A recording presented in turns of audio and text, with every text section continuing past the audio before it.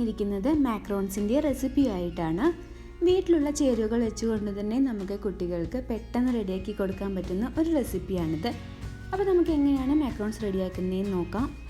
ആദ്യം തന്നെ നമുക്ക് ഓൾ പർപ്പസ് ഫ്ലോറും ഷുഗർ പൗഡറും നന്നായിട്ട് അരിച്ചെടുക്കണം. അതിനുവേണ്ടി ക്ലീൻ ആയിട്ടൊരു ബൗൾ എടുക്കുക. അപ്പോൾ ഒരരിപ്പയിലേക്ക് 1/2 കപ്പ് ഓൾ പർപ്പസ് ഫ്ലോർ ചേർത്ത് കൊടുക്കുക. 1 കപ്പ് പൗഡർ ഷുഗർ ചേർത്ത് കൊടുക്കാം. പഞ്ചസാര നിങ്ങൾക്ക് വേണമെങ്കിൽ 1/4 കപ്പ് ചേർത്ത് കൊടുത്താലും മതി, നല്ല മധുരം വേണ്ടാന്നുണ്ടെങ്കിൽ കേട്ടോ. എൻ്റെ മാക്രോൺസ് നല്ല മധുരം ഉണ്ടായിരുന്നു. അപ്പോൾ 1/4 കപ്പ് വരെ ചേർത്ത് കൊടുക്കാം. ഞാനിപ്പോൾ 1 കപ്പ് പൗഡർ ഷുഗർ ചേർത്ത് കൊടുത്തിട്ടുണ്ടായിരുന്നു. എന്നിട്ട് 3 തവണ നന്നായിട്ട് അരിച്ചെടുക്കാം. ഇനി നമുക്ക് ഡ്രൈ ഇൻഗ്രീഡിയൻസ് മാറ്റി വയ്ക്കാം. ഇനി വേറൊരു ബൗളിൽ 3 മുട്ടയുടെ വെള്ളം എടുക്കുക. എന്നിട്ട് മുട്ടയുടെ വെള്ളം നന്നായിട്ട് ബീറ്റ് ചെയ്തെടുക്കുക.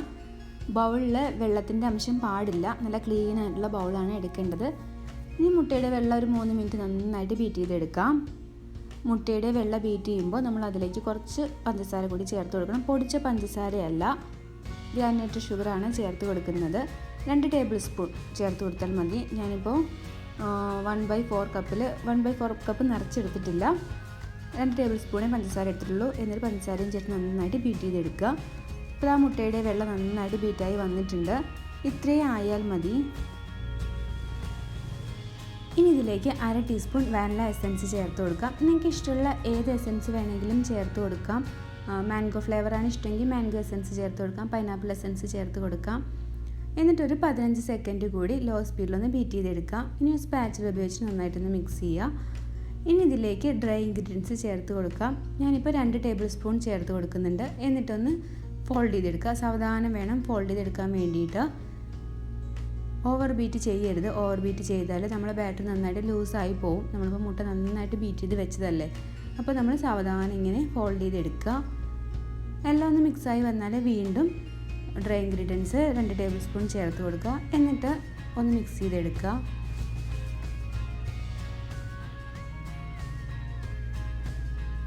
അപ്പോൾ എല്ലാം നന്നായിട്ട് മിക്സ് ചെയ്തെടുത്തിട്ടുണ്ട്. ഇതായിരിക്കും ഈ ഒരു ബാറ്ററിൻ്റെ കൺസിസ്റ്റൻസി. ഇനി നമുക്ക് ഈ ബാറ്റർ ഞാൻ 2 പാത്രത്തിലാക്കി മാറ്റി വയ്ക്കുന്നുണ്ട്. 2 കളർ ചേർത്ത് കൊടുക്കാൻ വേണ്ടിയിട്ടാണ്. ഞാൻ വിൽട്ടൻ്റെ പിങ്ക് കളറും ഗ്രീൻ കളറുമാണ് ചേർത്ത് കൊടുക്കുന്നത്. കളർ ചേർത്ത് കൊടുക്കുന്ന നിർബന്ധമല്ല, മാക്രോൺസ് കാണാൻ ഭംഗിക്ക് വേണ്ടിയിട്ടാണ് കളർ ചേർത്ത് കൊടുക്കുന്നത്. എന്നിട്ട് നന്നായിട്ട് മിക്സ് ചെയ്തെടുക്കുക. ഇനി നമുക്ക് ഈ ബാറ്റർ 2 ഐസിങ് ബാഗിലേക്ക് മാറ്റാം. ഐസിങ് ബാഗ് കയ്യിലുണ്ടെങ്കിൽ ഒരു സിപ്ലോക്ക് കവറിലാക്കിയാലും മതി കേട്ടോ.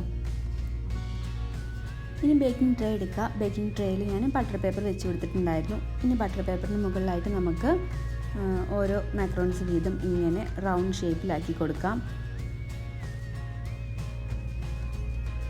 കുറച്ച് വിട്ടിട്ട് വേണം നമ്മളിങ്ങനെ മാക്രോൺസ് ആക്കി കൊടുക്കാൻ വേണ്ടിയിട്ട്, അല്ലെങ്കിൽ ബേക്ക് ചെയ്ത് കിട്ടുന്ന സമയത്ത് പരസ്പരം ഒട്ടിപ്പോവും. നിങ്ങൾക്ക് എത്ര വലുപ്പത്തിലുള്ള മാക്രോൺസ് ആണ് വേണ്ടത് അത്രയും വലുപ്പത്തിൽ ഇങ്ങനെ ബാറ്റർ ഒഴിച്ചു കൊടുക്കാം.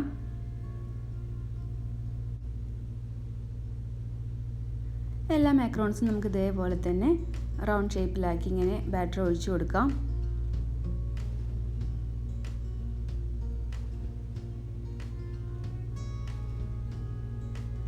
ഇനി നന്നായിട്ട് ടാപ്പ് ചെയ്ത് കൊടുക്കുക. നന്നായിട്ട് ടാപ്പ് ചെയ്ത് കൊടുക്കണം, എയർ ബബിൾസ് പോകാൻ വേണ്ടിയിട്ടാണ്. ഇനി ഇതൊരു 10 മിനിറ്റ് നമുക്ക് റെസ്റ്റ് ചെയ്യാൻ വേണ്ടി മാറ്റി വയ്ക്കാം. ഈ സമയം ഓവൻ പ്രീഹീറ്റ് ചെയ്യാൻ വേണ്ടി വെക്കണം. 140 ഡിഗ്രിയിൽ 10 മിനിറ്റ് പ്രീഹീറ്റ് ചെയ്യാൻ വേണ്ടി വെക്കാം.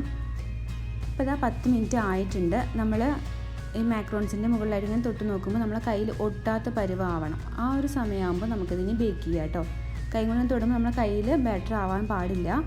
ഇനി ഇത് ബേക്ക് ചെയ്യാം 140 ഡിഗ്രിയിൽ 15 മിനിറ്റ്. 15 മിനിറ്റ് കൊണ്ട് നമ്മൾ മാക്രോൺസ് നന്നായിട്ട് തന്നെ ബേക്കായി കിട്ടും. ഇപ്പോൾ ഇതാ എൻ്റെ മാക്രോൺസ് നന്നായിട്ട് ബേക്കായി കിട്ടിയിട്ടുണ്ട്. ഇനി മാക്രോൺസ് നന്നായി തണുത്തതിന് ശേഷം നമുക്ക് ബട്ടർ പേപ്പറിൽ നിന്ന് റിമൂവ് ചെയ്യാം. ഇനി മാക്രോൺസിൻ്റെ അകത്ത് ഫില്ലിങ്സ് വെച്ച് കൊടുക്കാം. ഞാൻ ബട്ടർ ഐസിംഗ് ആണ് ചേർത്ത് കൊടുക്കുന്നത്.